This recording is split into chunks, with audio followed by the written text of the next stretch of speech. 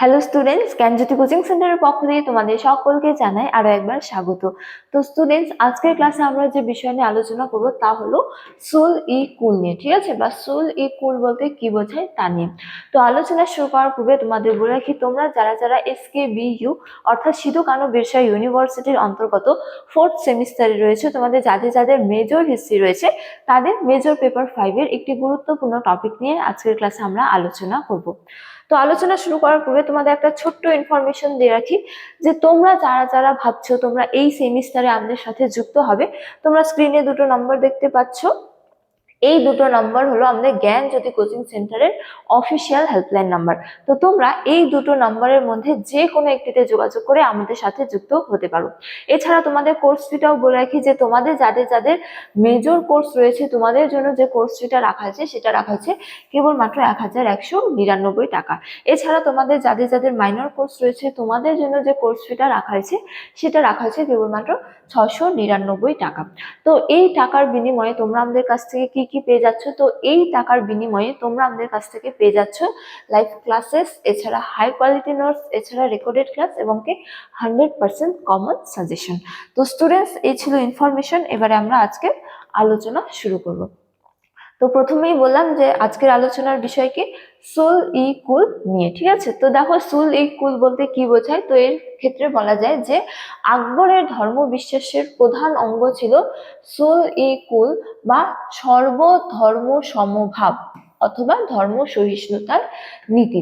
তো এই যে সুল ই কুল, এই সুল ই কুল বলতে বোঝায় যে আকবরের ধর্মীয় চিন্তাধারার এক হলো হচ্ছে যে অন্যতম রূপ, বা বলা যায় যে আকবরের এক ধর্মীয় নীতি, বিশেষ ধর্মীয় নীতি। তাহলে তোমাদের বুঝতে সুবিধা হবে যে সুল ই কুল হলো বিশেষত আকবরের ধর্মীয় নীতি, ঠিক আছে? বা বলা যায় যে আকবরের ধর্ম বিশ্বাসের প্রধান অঙ্গ, ঠিক আছে? বা সর্বধর্ম সমভাব নীতি, ঠিক আছে? বা ধর্মীয় সহিষ্ণুতার নীতি, বা বলা যায় যে আকবরের ধর্মীয় চিন্তাধারার এক বিশেষ রূপ বা আকবরের এক বিশেষ ধর্মীয় নীতি কি নামে পরিচিত? সুল ই কুল নামে পরিচিত, ঠিক আছে? তো দেখো, এর ক্ষেত্রে বলা হয়েছে যে বাল্যকাল থেকে নানাবিধ প্রভাবের ফলে তার হৃদয়ে এই উপলব্ধি জাগ্রত হয়েছিল। তো এই সুল ই কুল কথার অর্থ আবার কি? এই সুল ই কুল কথার অর্থ হলো যে সব ধর্ম সমভাব বা সকল ধর্ম কি সমান, ঠিক আছে? তো বাল্যকাল থেকে নানাবিধ প্রভাবের ফলে তার মনে এই বিশেষ ধর্মীয় নীতি বা বলা যায় যে এই উপলব্ধির জাগ্রত হয়েছিল যে সকল ধর্ম কি সমান, ঠিক আছে? বা এই সুল ই কুল নীতি।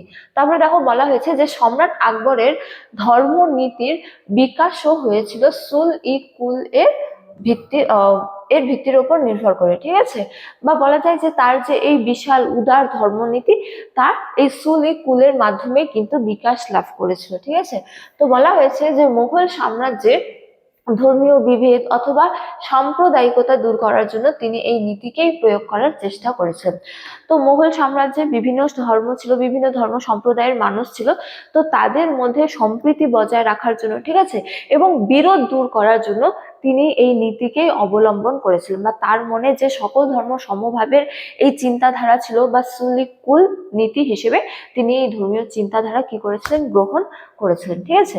তারপরে দেখো, বলা হয়েছে যে সুল ই কুল কথাটির অর্থ হলো কি সার্বজনীন শান্তি, বা হলো হচ্ছে যে সকল ধর্ম সমভাব, ঠিক আছে? বা বলা যায় যে সর্বজনীন শান্তি। তারপরে দেখো, বলা হয়েছে যে মুঘল সম্রাট আকবর এই নীতি প্রবর্তন করেছিলেন এবং এই নীতির মূল উদ্দেশ্য ছিল আকবরের সাম্রাজ্যে বিভিন্ন ধর্মের মানুষের মধ্যে সম্প্রীতি বজায় রাখা এবং তাদের মধ্যে বৈষম্যমূলক আচরণ হলো হচ্ছে যে দূর করা বা বন্ধ করা, ঠিক আছে? তারপরে দেখো, বলা হয়েছে যে এই নীতির মাধ্যমে আকবর তার সাম্রাজ্যে সকল ধর্ম মানুষের মধ্যে কি শান্তি ও সম্প্রীতি স্থাপনের চেষ্টা করেছিলেন এবং এই নীতির মাধ্যমে আকবর ধর্মীয় অসহিষ্ণুতা দূর করার চেষ্টা করেছিলেন এবং এই নীতির ফলে মুঘল সাম্রাজ্যে বিভিন্ন ধর্মের মানুষের মধ্যে সম্প্রীতি বৃদ্ধি পায়। তো বাল্যকাল থেকেই নানাবিধ প্রভাবের ফলে তার মনের মধ্যে এক হলো যে উদার ধর্মীয় নীতির কি হয়েছিল? জাগ্রত হয়েছিল, ঠিক আছে? তারপরে তিনি যখন রাজা হয়েছিলেন তখন তিনি এই ধর্মীয় চিন্তাধারা নিয়ে বিশেষ হলো হচ্ছে যে মানে হলো হচ্ছে বিশেষ বিরূপ ছিলেন। তারপর তিনি কি করেন? তার রাজসভায় সকল ধর্মের বা বলা যায় যে সকল ধর্মগুরুদের হলো হচ্ছে যে এক আয়োজন করেছিলেন বা এক সভার আয়োজন করেছিলেন।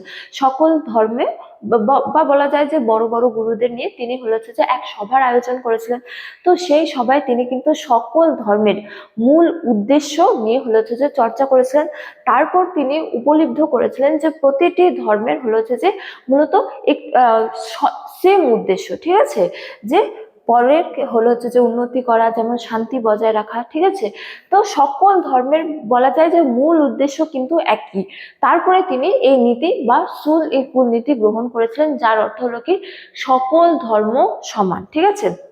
তো তিনি তার সাম্রাজ্যের মধ্যে বিভিন্ন সম্প্রদায়ের বা বলা যায় যে বিভিন্ন ধর্মীয় সম্প্রদায়ের মানুষের মধ্যে সম্প্রীতি বজায় রাখার জন্য এই নীতিকে তিনি অবলম্বন করেছিলেন। তো এই নীতির মাধ্যমে একদিকে তার যেমন ধর্মীয় চিন্তাধারা সম্পর্কে জানা যায়, ঠিক তেমনি তার এই যে ধর্মীয় বা বলা যায় যে উদার ধর্মীয় নীতি, ঠিক আছে, বা উদার মানসিকতারও কিন্তু পরিচয় পাওয়া যায়। তো সুল ই কুল হলো আকবরের হচ্ছে যে ধর্মীয় চিন্তাধারার এক নীতি, ঠিক আছে। তো স্টুডেন্টস, এই ছিল আজকের আলোচনার বিষয়। আজকের ক্লাস এতটাই। তোমাদের সাথে দেখা হবে পরবর্তী ক্লাসে। তখন তোমরা সকলেই ভালো থাকো, সুস্থ থাকো। Thank you.